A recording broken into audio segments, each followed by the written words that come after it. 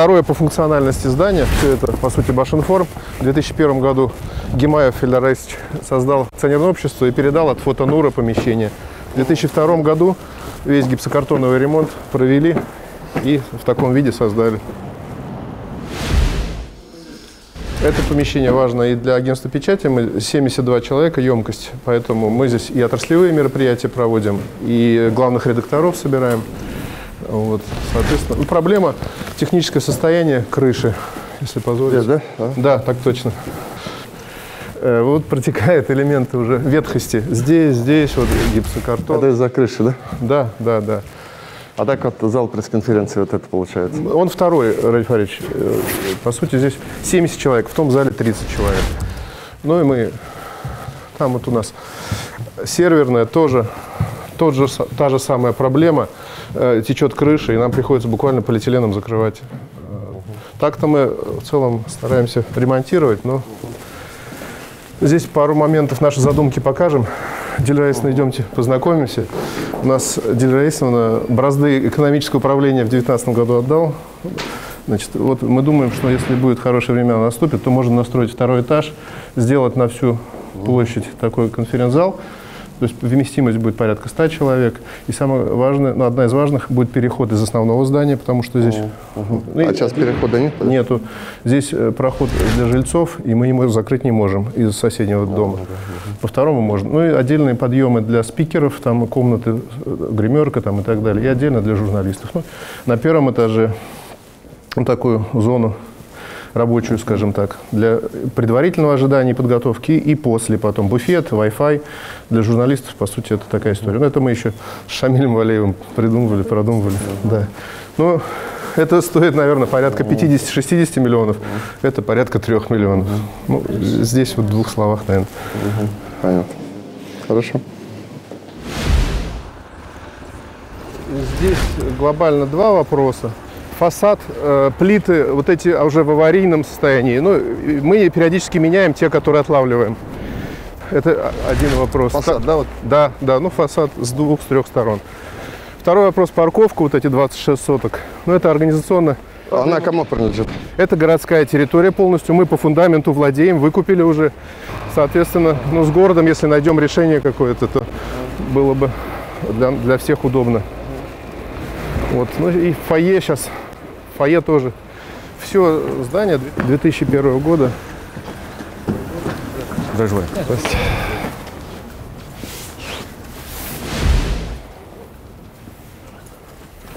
Это информслужба и общественная электронная газета, которые, собственно, и делают сайт «Сердце Башинформ», самое боевое подразделение. Ну вот здесь располагается тот самый Newsroom, да, где готовятся, публикуются самые важные новости Республики Башкортостан.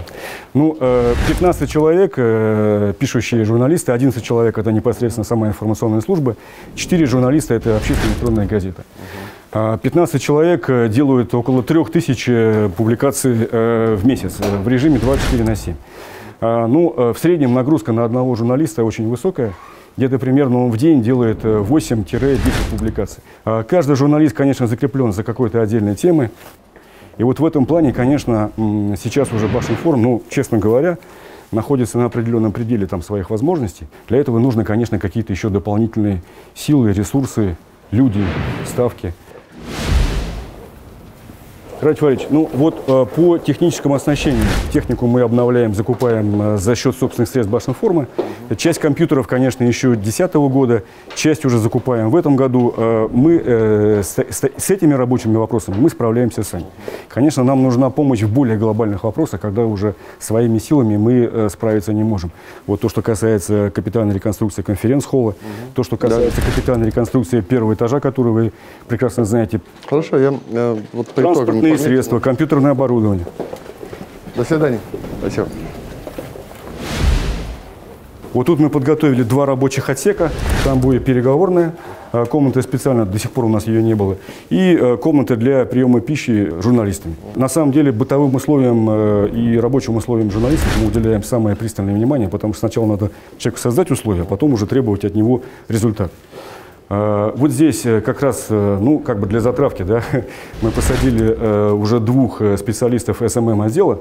Рафаэль, начальник отдела СММ-продвижения, Социальные медиа, Радий Фаридович, ну, не мне вам говорить, да, что сегодня самое перспективное направление. Уже сегодня это самостоятельные средства массовой информации.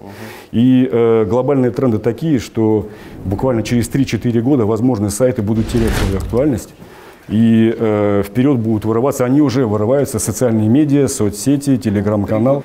Конечно, нам тоже бы необходимо укреплять это направление. Пока всего лишь вот небольшой отдел, да? 4 человека, которые выполняют огромный объем работы, потому что сегодня, Радий Фаридович, мало новость написать, мало написать хорошую новость, критично важно ее расшарить. И мы этому уделяем самое большое внимание. И в этом плане... А внутри перегруппировать нельзя, потому что там же все равно объемы работы получается. Там падает, сюда увеличить или нет? Там особый формат. Традиционного журналиста, наверное, уже сложно переучить на СММ-специалиста. Перегруппировать почему нельзя? Потому что мы там тоже и в топ Яндекс добиваемся. То есть мы там тоже отпускать не можем на сайте. У нас там тоже целый механизм работает. На условиях состязаний, как вы понимаете. В топ Яндекс же не новость идет, а новость какого-то издания. Да, там формируется сюжет, и мы должны вообще вместе, там команды работать, несколько сайтов вместе. То есть там мы не можем отпустить. Вот, как вы любите говорить, да, мы бежим, но для того, чтобы нам не отстать, нам нужно еще быстрее бежать, чем остальные. И поэтому нам нужно удерживать уже занимаемые позиции. А Башинформ по всем рейтингам, то есть по посещаемости, по уникальным пользователям, по цитируемости занимает первое место не только в республике, но и в Приволжском федеральном округе. А если госсми сравнивать между собой, я помню, это сам аналитику занимался, то госсми Башинформ самая широкая и самая влиятельная в интернете. Спасибо. Техническое оснащение этой студии, Радий Фаридович, осталось на уровне 2000-х годов. Да, в свое время в Башинформе была телевизионная группа, это еще в середине 2000-х годов. Конечно, такого масштаба, как на БСТ, мы себе позволить не можем. Но создание роликов, создание видео, причем в формате для соцсетей, это требует отдельных специалистов. Надо все-таки поставить это на более такой уровень профессиональный. Базовые вещи, там комната, звукоизоляция и так далее, вот это все есть. Получается, на сегодняшний день к чему мы выходим? Зарплата, то есть ставки и оснащение первичное. И вот эти все вещи потом, наверное, все-таки... Мы систематизируем, да? Они сделайте письмо, мы осметим. Да, сделайте письмо, а я потихонечку посмотрю, как распределить по времени. Безусловно, вот эту часть надо усилить, работу в социальных сетях, безусловно. И порядок там навести, где показывали. Радий Фаридович, холл тот самый, да, о реконструкции которого мечтает уже поколение Башинформа. 20 лет прошло, 20 лет. В 2001 году ввели в эксплуатацию пресс-зал и сам Башинформ. 20 лет здесь не производилась капитальная реконструкция. Мы предлагаем взглянуть. Как хотите, да. Мы хотим, вот эта комната, которая есть, она останется также зал пресс-конференции. И очень важный момент, Радий Фаридович, это, конечно, техническое оснащение. Да, например, чтобы... Микрофоны, мониторы, звук, чтобы... У нас оборудования здесь, кроме кондиционера и телевизора, нету. Это тот же старый зал, я в нем как раз бывал. Да. Он как и не менялся, да? Здравствуйте. Здравствуйте. Садитесь, пожалуйста. Радий Фаридович, вот та фотография, да, 18 лет назад, мы ее, когда готовили фотогалерею, здесь зал остался то же самое, но мы поменяли фотографии на стенах, взяли все значимые события прошлого года, Факториады, WorldSkills, чемпионат мира по борьбе, и вот, как вы видите, вашу встречу с президентом, когда он приезжал в Абзелиловский район. Вот эту фотографию мы бы хотели вам вручить, да, подарок. Когда мы были молодыми, да? Давайте вот так, если можно.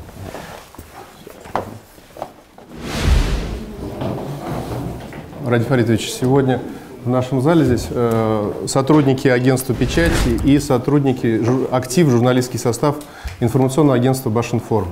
Доброе утро, уважаемые коллеги. Очень рад вас всех видеть. Я вообще пришел, на самом деле, знаете, во-первых, самое главное, пришел сказать вам спасибо. Потому что, честное слово, для нас, для управленческой команды, вы наш главный союзник, вы наш главный партнер, потому что, банальные вещи говорю, мало сделать что-то хорошее, надо об этом хорошем рассказать людям, это первое. И второе, соответственно, нужно доводить правдивую, реальную информацию, то, чем вы, собственно, занимаетесь. И это в условиях современных реалий очень-очень-очень важно. Башинформ действительно является, не побоюсь этого слова, наш главный информационный партнер, главный. Небольшая такая армия журналистов. Поэтому, на самом деле, огромное спасибо. Вот, что я хотел бы сказать, на что обратить внимание, что и о чем попросить. Сейчас мы живем в условиях, наверное, вот информационном поле, в условиях, ну, просто все более обостряющейся ситуации. Нам, тем не менее, нужно выполнять базовые задачи, подчеркиваю, рассказывать людям то, чем занимается власть. Второе, рассказывать наши смыслы, зачем мы это делаем. Конечно, мы живем с вами довольно в агрессивной информационной среде. Социальные сети, если взять, это довольно агрессивная информационная среда.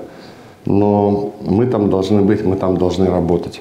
И наша с вами задача, опять же, входить в социальные сети, работать там, противодействовать, опровергать существующие недостоверные вещи. Ну и, соответственно, опять заводить то, что мы говорим, это вот наше все, позитивная повестка. Тем более, что, я понимаю, была бы ситуация, не дай бог, конечно, несмотря на коронавирус, несмотря ни на что, мы с вами позитивную повестку формируем. То есть в реалии позитивная повестка существует. Начиная с объема строительства, там, завершая какими-то другими вещами, она существует. Но у нас, вы знаете, есть задача до 2030 года, в соответствии с решением президента и с поручением президента, мы должны довести строительство жилья, ввод жилья 4 миллиона. Поэтому я сегодня посмотрел, и вы, Руслан Михайлович, специально, я так понимаю, завел меня в этот кабинет замечательный, где сидит ваш небольшой отдел. Безусловно, его надо усиливать, наверное. Вообще, вы знаете, я хотел еще вас поблагодарить за две очень важные вещи. Я вас очень благодарю вот за этот первый этап нашей работы, за информационное сопровождение работы органов власти по борьбе с коронавирусной инфекцией. Вот будет скоро, там через 2 месяца, будет 2 года нашей с вами борьбе с коронавирусной инфекцией. И эти все 2 года вы были на переднем крае информационной работы, информационной борьбы. Сопровождали нашу деятельность, объясняли людям и так далее. За это огромное спасибо. Вторая параллельная задача, которая появилась чуть позже, когда появилась вакцина, вы опять же вступили в очень сложную борьбу за то, чтобы людей убедить о том, что нужно вакцинироваться. Это тоже непростая задача. И поэтому вы с нами вместе, спасибо вам за это огромное, мы с вами вместе прошли и этот тоже такой непростой, тяжелый этап. Я еще раз хотел, самое главное, вас поблагодарить. Мне даже стыдно в некотором смысле, что давно вас, все-таки уже 3 года работаю. Я хотел пройти, посмотреть, как вы живете, как работаете. И еще раз говорю, сказать вам всем огромное спасибо и слова благодарности за ваш очень компетентный труд. Спасибо. Спасибо. Спасибо, Валерий Борисович, спасибо за высокую оценку. Конечно, вы для нас всегда важны как ньюсмейкер, все-таки мы средства массовой информации для нашего населения, и новости от вас всегда важны и интересны, скажем так, для нас даже в своих целях заработать внимание аудитории. Но тем не менее, спасибо, что вы к нам пришли сегодня. Я пару моментов остановлюсь. Значит, понятно, что мы по агентству печати, уставная у нас деятельность, это коммуникации, госполитика в сфере массовых коммуникаций, издательской деятельности. Но вот в этом году мы как никогда сработали еще и, по большому счету, как медиаоператор значимых событий о фольклориаде, о Башкортостане. По большому счету, как мы узнавали про Сараево в свое время, когда Олимпиады проводились в Калгари. Да, вот по такому же принципу мы рассказали на весь мир о Башкортостане. Я предлагаю... Вы знаете, по фольклориаде, вы, наверное, писали об этом, что вот именно благодаря тому, что мы ее провели, хотя мы проводили ее в сложных пандемийных условиях, но тем не менее приняли решение. Провели ее на очень высоком уровне. Вы знаете, заседание СИОВ было, и там принято решение, что в 2024 году первая всемирная детская фольклориада пройдет тоже в Уфе. Что очень здорово, на мой взгляд, потому что это помимо праздника культуры, это праздник мира, что очень важно. Поэтому мы с вами к этому уже начинаем готовиться. Вот как раз, Валерий Борисович, я хотел пару слов рассказать. То есть мы в короткие сроки развернули на базе агентства печати и опирались и на своих коллег из отрасли, и даже привлекали волонтеров. Мы готовили материалы на 5 языках. И у нас волонтеры, в силу того, что они, в общем-то, в некотором смысле даже наивные люди, они с особым натиском предлагали и расшаривали наши новости в иностранное информационное агентство. И они, не имея вот этих шор, зачастую были более успешны даже. И благодаря вот такой работе мы смогли достаточно эффективно и широко рассказать. Чемпионат мира по такому же принципу работали. 65 стран мира узнали о чемпионате мира. WorldSkills у нас вся страна, 92 информационные волны было запущено. Вся страна, более 65 субъектов узнали о нас. Ну и в целом у нас понятно, что работа по рейтингам – это госпроекты, все значимые госпроекты, республика в лидерах. Топ-5 по освещению национальных проектов, по переписи населения, мы третьи в стране, и по предпринимательству, это здесь наиболее яркие, первое место мы занимаем. В целом в отрасли работает 2700 человек, ну и, соответственно, ряд предприятий стараются зарабатывать сами. Ну вот в двух словах, наверное, все. По сути, к сфере нашей деятельности относится забота, начиная от того, чтобы в Буздякском селе или Бурзянском мальчик имел на башкирском языке книгу, и заканчивая тем, чтобы в Африке вышел репортаж про события в Башкортостане. Вот такая сфера наших забот. Но если позволите, дальше я передам слово Руслану Михайловичу, он расскажет про свое информационное агентство. Спасибо, Раиль Фаридович. На часть вопросов, которые мы хотели задать, вы уже ответили, но все-таки я не удержусь и резюмирую вопрос такой, ну, с корыстной подоплекой, я прошу прощения. Да. Для того, чтобы соответствовать требованиям времени, Раиль Фаридович, конечно, без вашей помощи и без помощи республики нам в этом плане не обойтись. Скажите, пожалуйста, можем ли мы в Башинформе рассчитывать вот на вашу поддержку в части вот капитальной реконструкции материально-технической базы и дополнительных штатных единиц, то, о чем я тоже говорил? И вот я должен понять, скажем так, общий объем того, что вам нужно, да, вы тогда письмо напишите. Бюджет уже сформирован, поэтому мы поэтапно начнем эту работу. То есть вот так вот сразу взять и все ваши вопросы решить, нет, так не получится. Мы понимаем. Растягивать по времени. Вот, но вы определите сами приоритеты, с чего начать, с штатных мест начать или с ремонта вот этого зала, условно говоря. Поэтому сделайте, безусловно, что я могу точно сказать, движение пойдет. Поэтому единственный вопрос, я говорю, понять, на какой период времени и какими этапами мы будем этот вопрос решать. Спасибо. И если позволите, все-таки давайте я предлагаю обсудить профессиональные вопросы, тем более, что вам это близко, то, что касается контента, редакционной части и наполнения Башинформа. Сегодня прозвучало по статистике Башинформ, у Башинформа есть госзаказ, у Башинформа есть формирование позитивной повестки, но при этом мы конкурируем с независимыми СМИ, у которых задача набрать трафик и монетизировать его. Вот хотелось бы услышать ваше мнение, а в каких сферах, в каких секторах нам, возможно, стоит подтянуться, чтобы стать лучшими и там. Это соцсети, мессенджеры, может, телеграм-каналы активнее развивать. И за счет каких ресурсов это делать? Наверное, вы лучше меня знаете, где вот вы считаете, как говорится, подтянуться. Я только могу так базовую общую картинку, видение сам обозначить. Но на что бы я просто обратил внимание. Это не то, что рекомендация, просто вам на подумать. Я недавно только на это обратил внимание. Значит, первая новость. Значит, в ДТП погибло 2 человека. Третья новость, соответственно, ураган накрыл там это. Четвертая новость. И тогда смотришь так, Башинформ. Что же вы делаете-то? Соответственно, всю негативную повестку, которая есть, она, соответственно, может и Яндекса.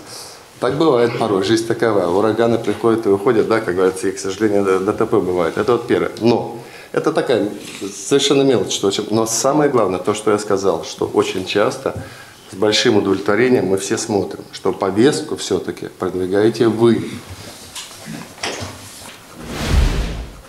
Давайте договоримся так, мы как минимум раз в год должны с вами здесь встречаться, там, в идеале 2 раза в год приходить. Ну, мне сложно сейчас говорить будет про 2022 год, только по одной причине. Мы не знаем последствий распространения коронавирусной инфекции. Но я вам обозначил, что в обозримые 2 месяца, скорее всего, это тяжелая волна, которую нам с вами вместе нужно будет проходить. Вы там выполняете свои задачи, я свои задачи. Но, тем не менее, мы с позитивной повесткой развития республики ничего не снимаем. Мы точно так же будем продолжать историю развития нашей экономики. Мы точно так же будем продолжать развитие социальной сферы, здравоохранения и так далее и тому подобное. В этом году мы должны приступить к строительству больших объектов, посвященных 450-летию. И это надо сопровождать. И опять же, ваша задача, научитесь, пожалуйста, я не знаю, как это сделать, это вы должны сделать.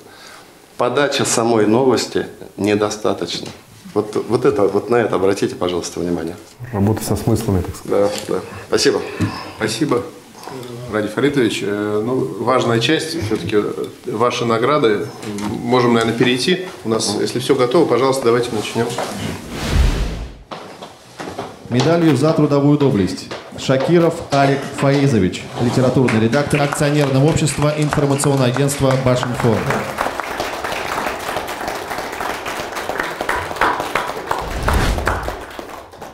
Просили от имени всех награждаемых ответное слово сказать.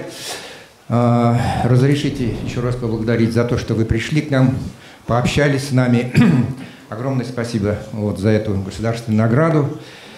Я в Башинформ пришел в 1996 году, после того, как создал и наладил работу пресс-службы первого президента республики. Но уже на пенсии, но уходить не хочется, да и не отпускают коллеги. Работа здесь интересна, работа насыщенная, нужно быть всегда в информационном потоке, но в то же время здесь работать очень ответственно, потому что если Башинформ написал, то это правда.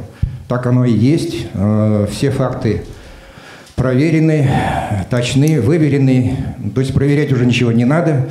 Можно все новости использовать как готовый информационный продукт. Попасть в Башинформ не так просто. Сюда берут самых лучших. Надеюсь, что Башинформ и в дальнейшем будет нести вот это высокое звание главного информационного ресурса республики. Ну и что агентства будут оказывать государственную поддержку. Спасибо. Почетной грамотой Республики Башкортостан награждены Гизатуллин Азат Амирович, специальный корреспондент информационной службы акционерного общества информационное агентство Башинформ.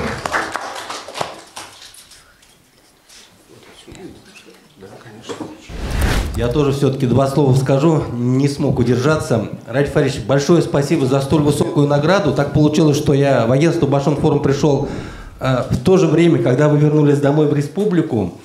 И так получилось, что начал работать в пуле журналистов, которые освещают вашу деятельность. За это время, за 3 с лишним года мы объездили вдоль и поперек весь Башкортостан, весь наш любимый. И вы знаете, мы, журналисты, чему учились у вас? Стойкости, умению работать с людьми. Вопросы были сложные. Но вы и в дождь, и в снег, по часу, по 2, по 3 отвечали на все вопросы. И люди видели, насколько вы неравнодушны к их проблемам. Вот этому мы у вас учились. И спасибо большое всей команде пресс-службы, команде Башинформа, команде Республики Лайв, протоколу, охране, потому что мы работаем в единой команде, особенно в поездках. И это очень приятно. Еще раз спасибо большое. Башкортостан алга! Награждается Исенгулова Светлана Салаватовна, заведующий сектором электронных средств массовой информации, агентство по печати и средства массовой информации Республики Башкортостан. Луговая Марина Геннадьевна, ведущий специалист-эксперт отдела электронных средств массовой информации, агентства по печати и средства массовой информации Республики Башкортостан.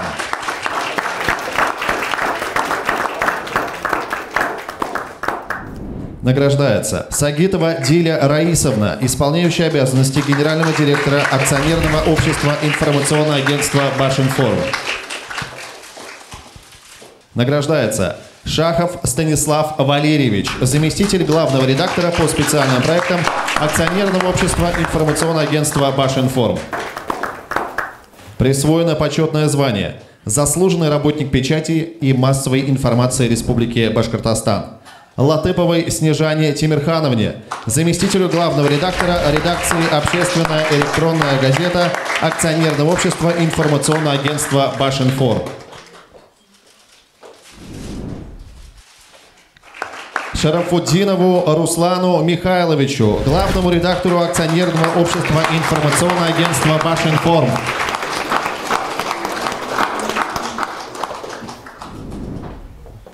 Рафаэль, очень много уже было сказано. На самом деле, ваш визит сегодня для нас, правда, историческое событие, без преувеличения.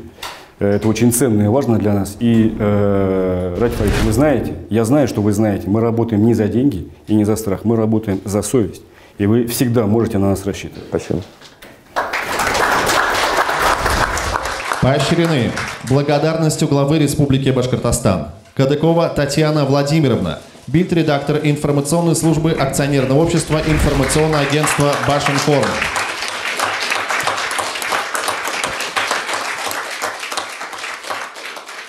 Калинина Ксения Владимировна, специальный корреспондент информационной службы акционерного общества «Информационное агентство Башинформ».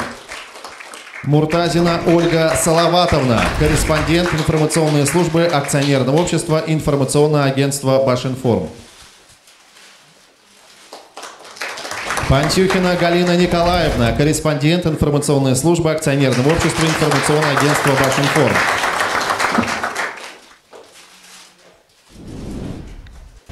Хадиева Елена Арифовна, начальник организационно-кадрового отдела акционерного общества «Информационное агентство Башинформ». Я вот, завершая нашу встречу, я вновь хотел вас поблагодарить и сказать, что у нас впереди будет очень много интересных событий, и вам будет интересно. Но у меня какие-то ассоциации такие родились, и вот я не знаю, вы разделяете их, нет. Вот если журналистика, наверное, где-то несколько десятков лет назад представить так, что утром журналист приходил, открывал компьютер, и или вернее, брал ручку, ставил чашку кофе, и начинал работать, это вот так. Сейчас, на мой взгляд, у вас видение немножко по-другому. Когда вы включаете компьютер, вы надеваете доспехи, берете щит, копье, меч и заходите в эту среду. Вот примерно такова ваша сейчас работа. Поэтому я на этом вашем очень сложном, тернистом пути искренне желаю вам успеха. Спасибо большое. Владимир Федорович, можно ли общее фотографирование? Да, конечно. Коллеги, пожалуйста, проходите в фойе. Владимир Федорович, пока люди выходят, могу спросить у вас несколько слов? Скажите, пожалуйста, вот ваш визит в Башинформ сюда называют историческим, потому что много лет здесь не было главы региона, и до вас давно не посещали. Почему набрали время? Рабочий визит, скажем так, потому что мы продолжили серию встреч с людьми, которые выполняют очень важную функцию. Вот вы знаете, мы до Нового года встречались с телевизионщиками, радищиками. Башинформ освещает деятельность нашей управленческой команды. Это очень важно, потому что, вот вы знаете, можно много делать, но если не рассказывать людям, что мы делаем и зачем мы это делаем, и почему мы это делаем, мы не обречены на успех. Вот поэтому грамотная информационная политика. Вот то, что делает Башинформ. И мы пришли сегодня, я приехал им сказать спасибо, первое, за эту работу. Мы определили план на 2022 год, и ряд вопросов у них, которые есть, надо порешать просто. Спасибо.